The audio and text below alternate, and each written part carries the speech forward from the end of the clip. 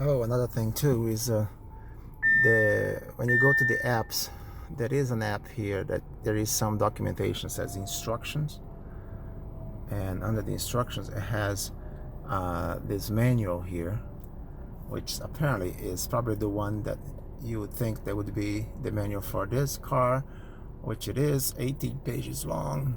Multimedia, Audi in general, not necessarily for my car. Let me focus this here. There. But the content, basic operations, display, all these numbers here, 4G, that looks pretty good. When I saw this, I thought, wow, this is fantastic. That's all I needed. But in reality, I went through all these pages. I read everything in here, and it helped me a little. Some of the screens, how to configure, but it did not answer those questions from the video that I created a minute ago.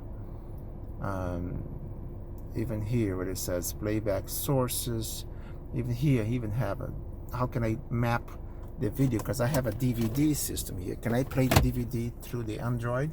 I don't know. It doesn't give me that option at all.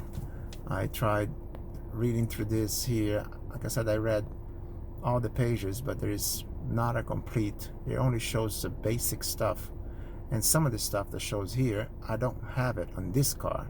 So this is a generic documentation, but some of them it requires, oh, here you go, this is what it said, the bootlogs 5678. That's how I discovered the code. But some other ones I didn't have the code at all. A video option, describe just one of the 5 options that's in here. No video in motion, parking, statics. I'm just going through. Navigation start, implementer name, auto connect, auto answer. That's about the Bluetooth display, personal, language, spell check. This is the Android here. I wish it would say here how to change this little window here that I don't like, but it's very, very simple installation.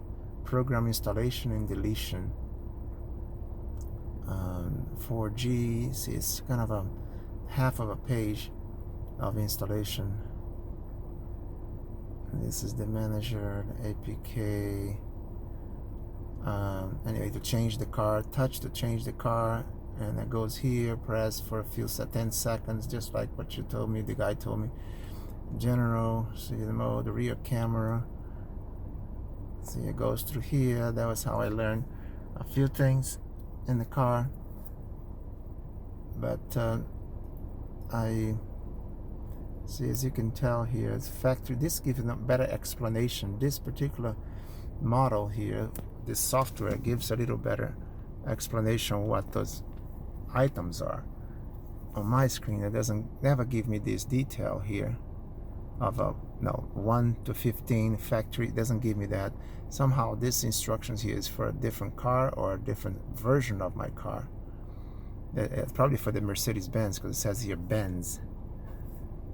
Oh, this is not the correct instruction for this car. The video playback, satellite, if you wanna, Bluetooth. I don't even use the Bluetooth voice activating books. Bluetooth radio, auxiliary AV in.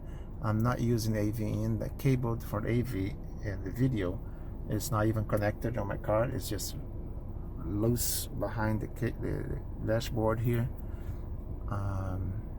And that's it. About convenient maintenance, GPS, antenna, troubleshooting wizard, very little troubleshooting. See, no real image, GPS, map, and that's it. That's the end of it. So the manual, it's very simple, and it doesn't give me all the details that I need. I think this particular software is for a combination of a generic Android and some other Audis, but not the Audi that came with my car. And again, if I press the button here, radio, or in order to go to the map of the car, check this out. I'm gonna go here, And if I press the button here, nav, I want it to go to navigation of the car, just like the car navigation. If I click here, it goes to the YouTube because I have the nav mapped to the YouTube app. But the trick is if I press it again, it goes to the radio because it's the last thing played on the radio. If I want to go to the map, how can I go to the map? I click here, it goes back to the music. So I can never get to the map directly anywhere. If I click it again, and now it goes to the map.